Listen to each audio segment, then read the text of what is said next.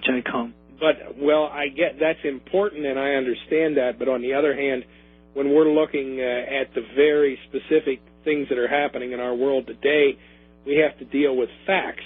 Now, I agree. Like in terms of the Kennedy assassination, you contend that Cardinal Spellman of New York, and I have no special brief for Cardinal Spellman, you say that he was a mastermind of the Kennedy assassination. That's correct. You say that he was a Knight of Malta, and you also say that Clay Shaw in New Orleans, who's very well known from JFK's film, or from the JFK film, you say that he was a Knight of Malta. Yes, sir. I have looked up. I have checked the Joan Mellon. She's been a guest on Greg's show. Very good interview, by the way, Greg. Thank you. Joan Mellon. She has in her book, which is an authoritative book on the Clay Shaw affair. I could not find a single reference to Clay Shaw being a Knight of Malta. I checked Paris Flamand's first landmark work on the subject, the Kennedy conspiracy. I could find no reference to. Well, I may be able to help here, and I will send you both an email from Joe in California, who is collecting information for me regarding the Knights of Malta, and he sent me a list of about 50 people. Clay Shaw's name was on it, so you can ask him where he got it. Yeah, well, this is a problem. I did some Internet research the other day, and the only references I could find to Clay Shaw being a Knight of Malta have been people reflecting upon what Eric wrote in his book. Another authoritative author on the Clay Shaw connection is James D. Eugenio, and I have some criticisms of him, but in his book, the title of which escapes me, I think it's a very similar title to Joan Mellon's book. In his book on the Clay Shaw affair, he has absolutely no references to Mr. Shaw being a member of the Knight of Malta. Now, we talk about John McCone being a member of the Knight of Malta. I'm pretty sure that's correct. There's only one problem in the context of Mr. Phelps' thesis in his book, Vatican Assassins, and that is this, that what he does not mention is the fact that John McCone was a very, very, very close friend of the Kennedy family. He was put in charge of the CIA precisely because the Kennedys wanted their own man in charge of the CIA.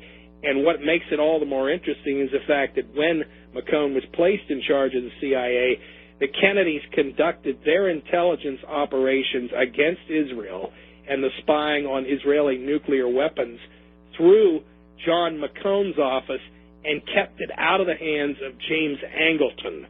So to suggest that John McCone, a Knight of Malta, and a friend of the Kennedy family, was collaborating with James Angleton, who was an Israeli loyalist, to say that they were working together against the Kennedy family just doesn't stand. They were on two opposite sides of the Israeli question vis-a-vis the nuclear bomb and U.S. support for Israel, to the point that even Mr. McCone, prior to the time he became CIA director, was head of the Atomic Energy Commission here in the United States. Yes, he was. And it was Mr. McCone who leaked the word that Israel was building a nuclear bomb. So the very suggestion that the Knights of Malta were behind the Kennedy assassination falls. It falls flat. The facts refute that. Okay, we're going to be back. I have to take a break. Back in 3 minutes on the Investigative Journal.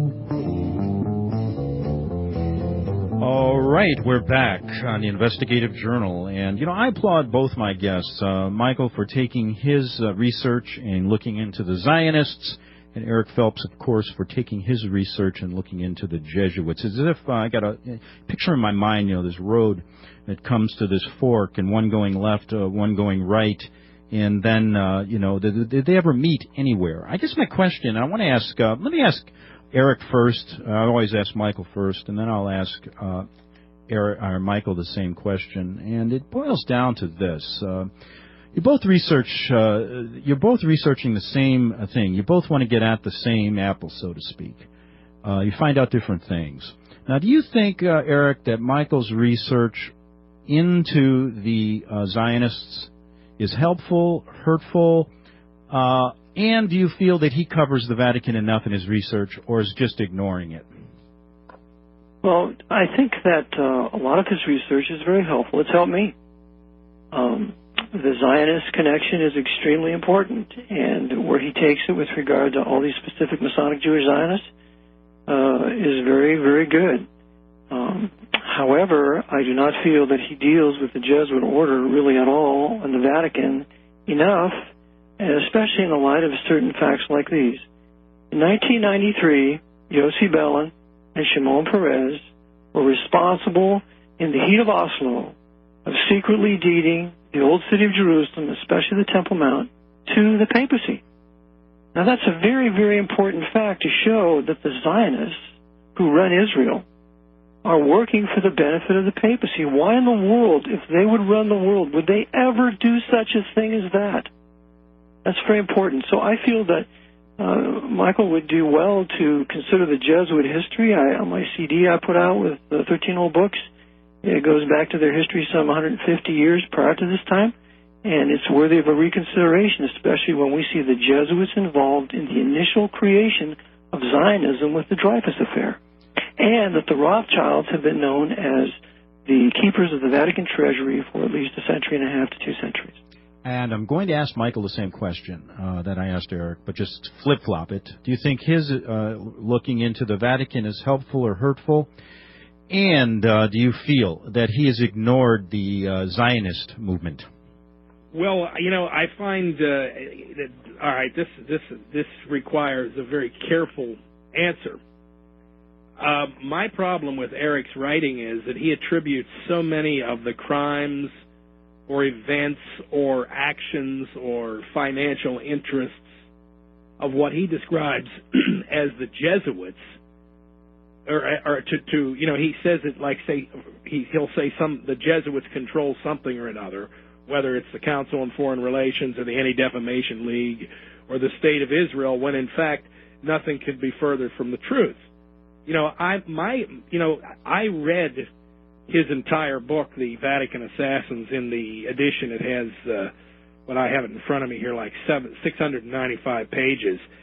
And more often than not, I'm afraid, there are so many errors, at least in the area regarding the Kennedy assassination, errors, a few of which I have refuted here today, that it leads me to question everything else he has written on the subject. I mean, I do know a little bit about the Kennedy assassination, and as I say, there are so many errors in what he has presented, blaming the Jesuits for the crime, that one could easily make the argument that if, in fact, the Jesuits were behind the JFK assassination, Mr. Phelps's book, Vatican Assassins, is really nothing more than a put-up job by the Jesuits as another one of their front black propaganda operations to convince people that, well, no, the Jesuits weren't involved, because there are so many arguments against it based upon the errors that appear in Mr. Phelps' book.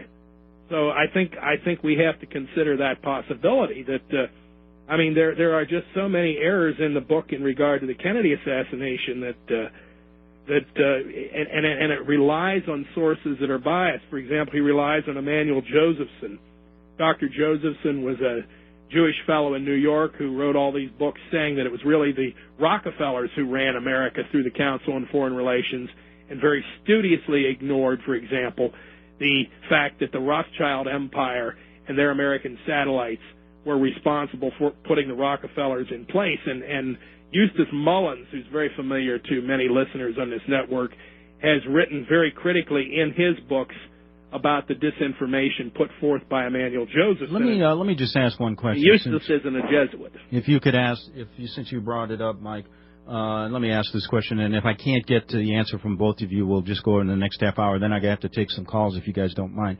But the point is, you brought up, you said Eric's work might be a black op job done by the Jesuits. I don't really believe that. Okay. Yeah. But here's the point. I want to ask both of you. I'll start out with Eric. Eric, and I never asked either of you this question, and I think the listeners should know. Both you guys write books. Has anybody, Eric, funded your book? Are you working for any organization that we don't know about? And if we looked hard, could we ever find any? No, I don't work for any organization, and I work pretty much from hand to mouth, week to week. But there's no organization that supports me openly or